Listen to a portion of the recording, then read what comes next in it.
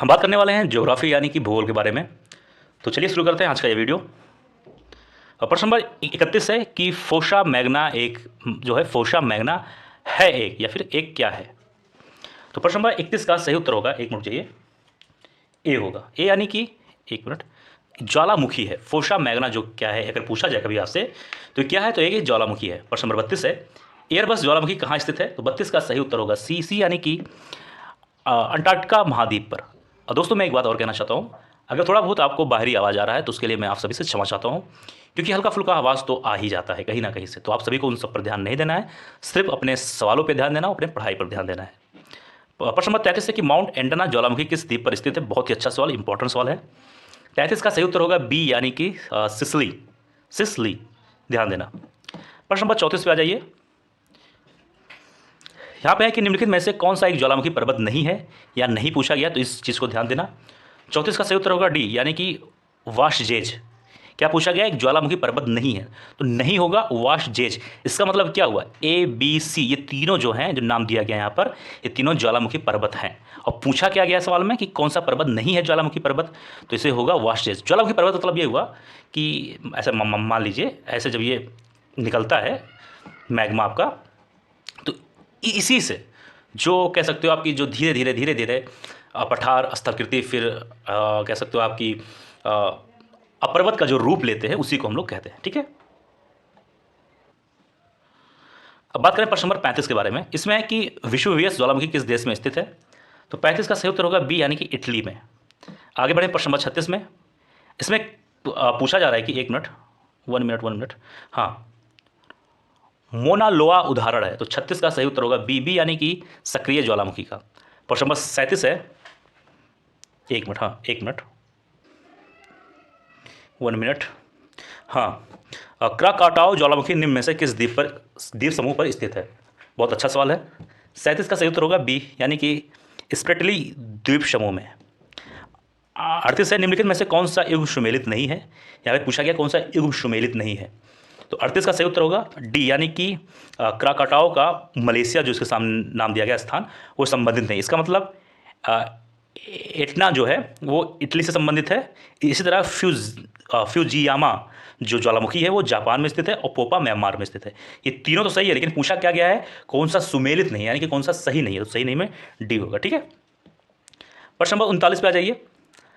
इसमें कहा जा रहा है कि किलिमंजारो पर्वत निम्न में से किस महाद्वीप में स्थित है। 39 का सही उत्तर होगा सी यानी कि अफ्रीका। प्रश्न नंबर 40 है एल मिस्टी ज्वालामुखी किस देश में है। 40 का सही उत्तर होगा सी यानी कि पेरू। प्रश्न नंबर 41 ज्वालाखंडस्मी क्या होता है। ठीक है, ओके, एक मिनट।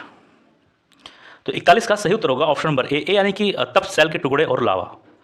बात करें प्रश्न नंबर 42 के बारे में। इसमें कहा जा रहा है कि फिलीपींस में कौन सा ज्वालामुखी लगभग 6 शताब्दियों तक सुप्त रहने के बाद फट पड़ा था। तो 42 का सही उत्तर होगा डी यानी कि माउंट पेंटुबो। अब आपको ये ध्यान रखना है कि माउंट पेंटुबो की जब भी बात आए तो आपको ये चीज़ मालूम होना चाहिए कि ये फिलीपींस में है। ठीक है, फिलीपींस में। ठीक, प्रश्न नंबर 43 पे आ जाइए। इसमें है कि क्रेटर यानी कि ज्वालामुखी छिद्र मुख्यतः किस आकृति के होते हैं। 43 का सही उत्तर होगा बी यानी कि कीपाकार। इससे संबंधित हम लोग बात कर चुके हैं वीडियो नंबर 1 में। प्रश्न नंबर 44 में आ जाइए। यहाँ पे निम्नलिखित में से कौन सी गैस ज्वालामुखी उद्भेदन के समय नहीं निकलती है। इंपॉर्टेंट सवाल है। इसमें पूछा गया है कि ज्वालामुखी उद्भेदन यानी कि जब ज्वालामुखी बाहर आता है तो उस समय जो भी गैस उसके साथ होती है, इसमें पूछा गया कौन सी गैस नहीं होती है। तो 44 का सही उत्तर होगा ए यानी कि ऑक्सीजन नहीं होती है। अगर ऑक्सीजन ही होता सबसे ज़्यादा तो कहीं ना कहीं तो ये अच्छी बात ही होती है, लेकिन ऑक्सीजन नहीं होता। उसमें hydrogen, ammonia, carbon dioxide, nitrogen जैसी गैसें होती हैं। 45 है ज्वालामुखी के उद्गार के समय समय निकलने वाली गैस में जलवाष्प की मात्रा कितनी होती है। तो 45 का सही उत्तर होगा डी यानी कि 80 से 90% सिर्फ जलवाष्प होता है। ये चीज़ ध्यान देना। प्रश्न नंबर 46 आप सभी के सामने कि विश्व का सर्वाधिक ज्वालामुखी वाला क्षेत्र कौन सा है।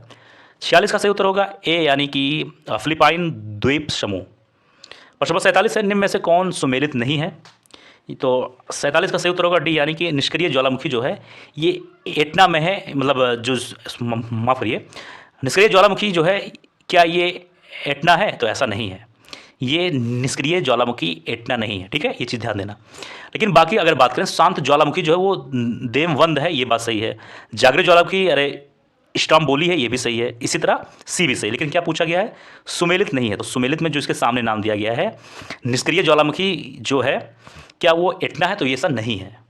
प्रश्न नंबर 48 है, स्ट्रोम्बोली ज्वालामुखी कहाँ स्थित है? 48 का सही उत्तर होगा सी, यानी कि लिपारी द्वीप में। प्रश्न नंबर आ जाइए, बात करेंगे 49 पर। निम्नलिखित में से कौन विश्व का सबसे ऊंचा ज्वालामुखी पर्वत है?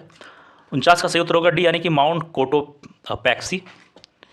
प्रश्न नंबर 50 पे आइए, इसमें माउंट एरेबस ज्वालामुखी निम्नलिखित में से किस महाद्वीप पर स्थित है? तो 50 का सही उत्तर होगा सी, यानी कि अंटार्कटिका। प्रश्न नंबर आप सभी के सामने 51 है, निम्नलिखित में से कौन प्रसुप्त ज्वालामुखी है? सही उत्तर होगा सी, यानी कि क्राकाटाओ ज्वालामुखी। 52 है, निम्नलिखित में से कौन सक्रिय ज्वालामुखी नहीं है? यहाँ पर नहीं पूछा गया, ध्यान देना। तो 52 का सही उत्तर होगा बी, यानी कि किलिमंजारो जो है ये सक्रिय ज्वालामुखी नहीं, इसका मतलब बाकी सब सक्रिय ज्वालामुखी है। प्रश्न नंबर 53 है, निम्नलिखित में से कौन मृत ज्वालामुखी नहीं है? यहाँ नहीं पूछा गया, ध्यान देना। तो प्रश्न नंबर 53 का सही होगा मोना लोआ, ये मृत ज्वालामुखी नहीं है, इसका मतलब बाकी ए, बी, डी ये तीनों मृत ज्वालामुखी। अगर पूछा जाए कि मृत ज्वालामुखी कौन कौन से नाम बताओ, तो पहला होगा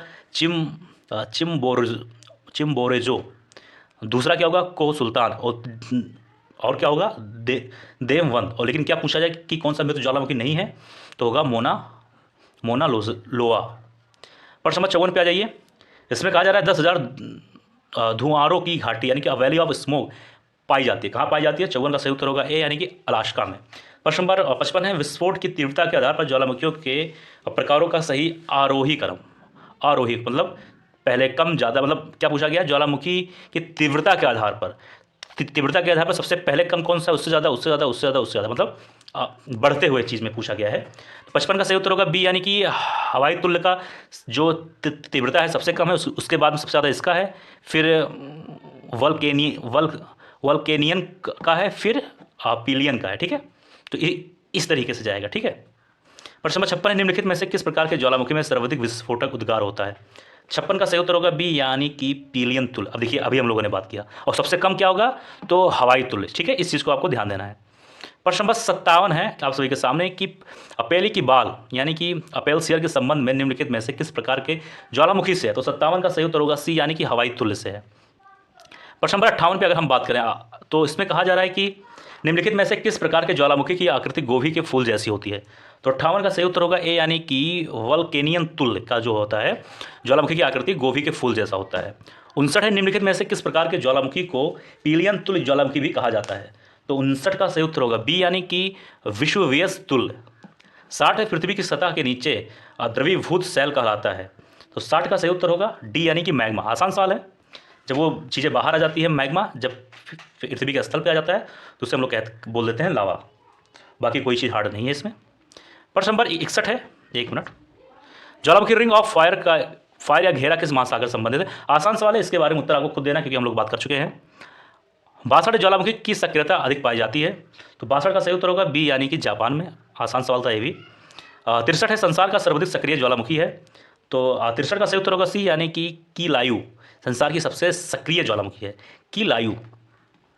बात करें इस वीडियो का अंतिम सवाल, यानी सवाल नंबर 64 में, ज्वालामुखी के कप आकार के मुख को क्या कहते हैं, क्या कहा जाता है? 64 का सही उत्तर होगा डी, यानी कि क्रेटर। तो दोस्तों, यह था आज का वीडियो। मुझे उम्मीद है आप सभी को यह वीडियो पसंद आया होगा। किसी भी सवाल में कोई डाउट, कोई परेशानी, कोई तकलीफ, जरूर कमेंट बॉक्स में लिखिएगा। उससे संबंधित आप सभी को वीडियोज़ मिल जाएंगे बढ़िया विस्तार से। और जाइए हमारे चैनल पर सारे सब्जेक्ट का MCQ देखिए, लाभ उठाइए।